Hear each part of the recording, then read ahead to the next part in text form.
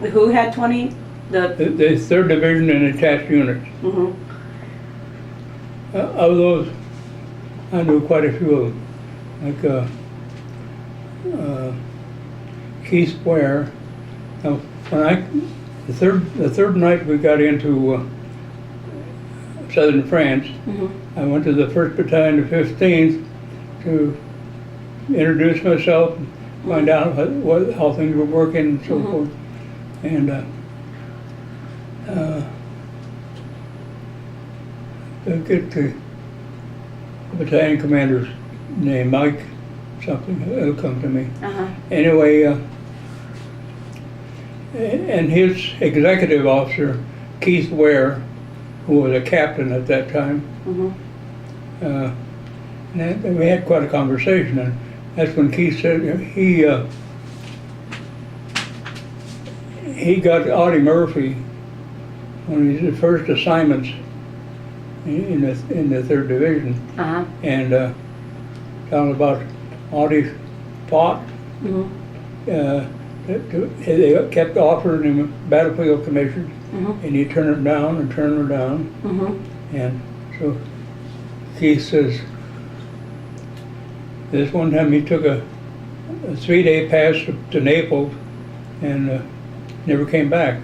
Audie Murphy. And what he was doing, he wanted to get busted down so they'd leave him alone for the officers. But anyway, when he didn't come back, he got a hold of a 3rd Division MP, and they jeep and they toured the streets of Naples until we found him. And he said, I went up to him, and he was expecting a tongue lashing and so forth, and instead he pinned the 2nd Lieutenant bars on him.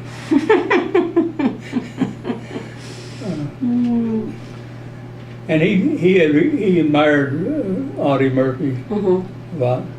And Keith Ware was a draftee. After he got his basic training, he went through officers candidate school. And he went up the Rhine.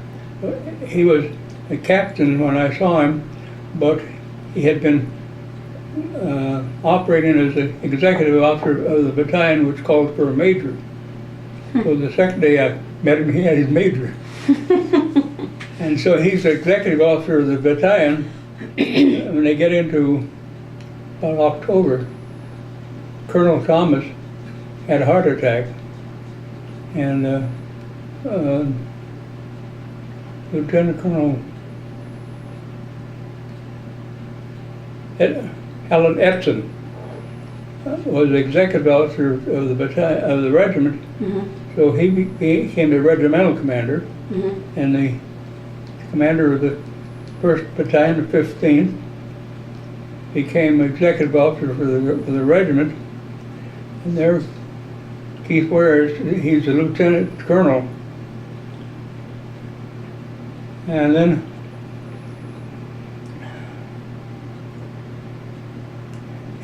he was lieutenant colonel for a number, on the 27th of December, 44. I came into their headquarters to see how things were going, and the only person in his battalion headquarters was himself, and he was on the phone talking to Colonel McGar. Colonel McGar was the senior regimental commander.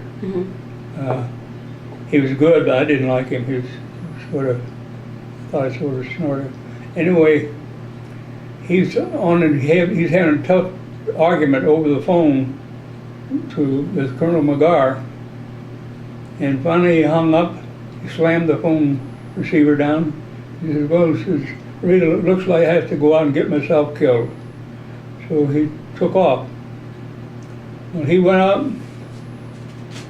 the 351 was the name of the elevation of this hill, the big hill that dominated all that whole area. So they had like different numbers for the hills? Well, it's based on the elevation from sea level. Oh, okay.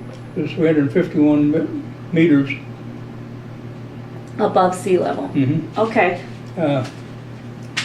It's 351. It's about a mile and a half wide and about 4 miles long, something like that. Uh-huh. Well, this operation now, the Germans are holding this area, so this place has been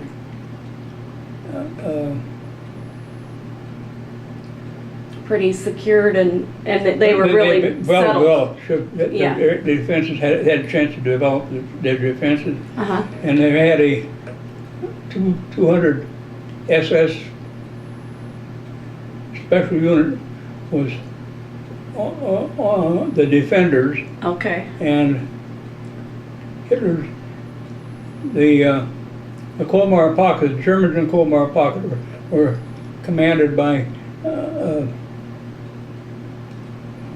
who's a propagandist in Germany.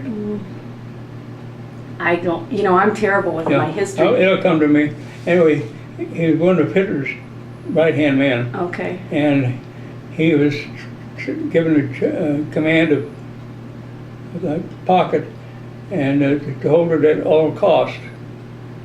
So they were siphoning people From all the SS. into there to fill their needs. Uh-huh. Anyway,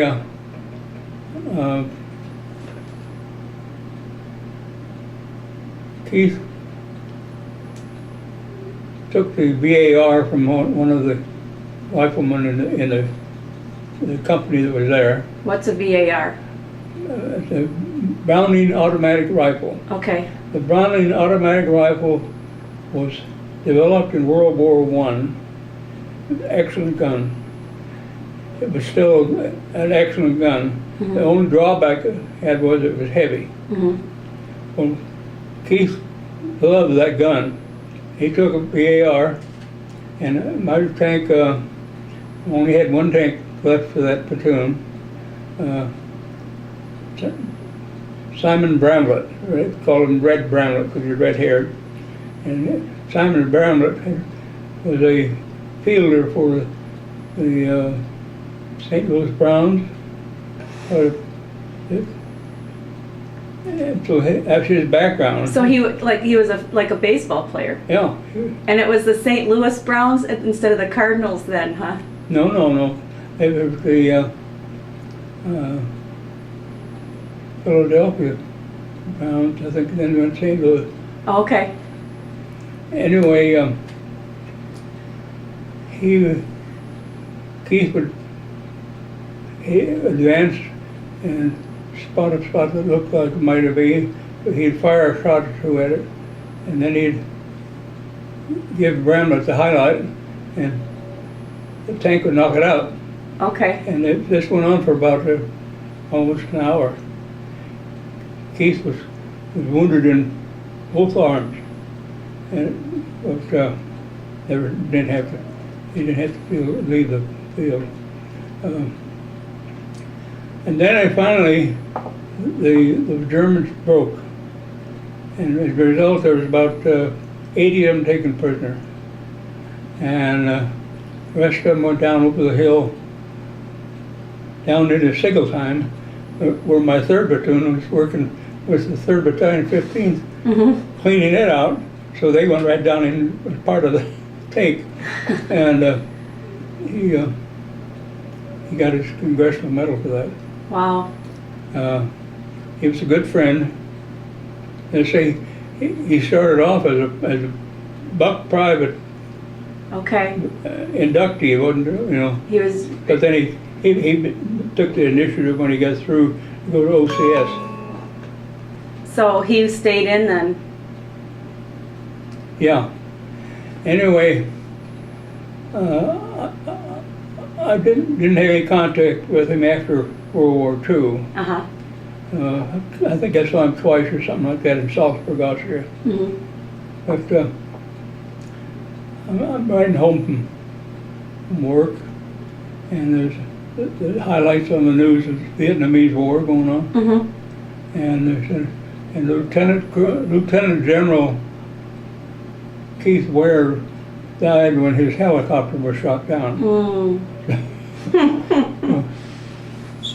Wow. So Ruthie just texted me that I should bring you over for dinner tonight to their house. Oh, okay. I'll say we kindly accept. We kindly accept your invitation.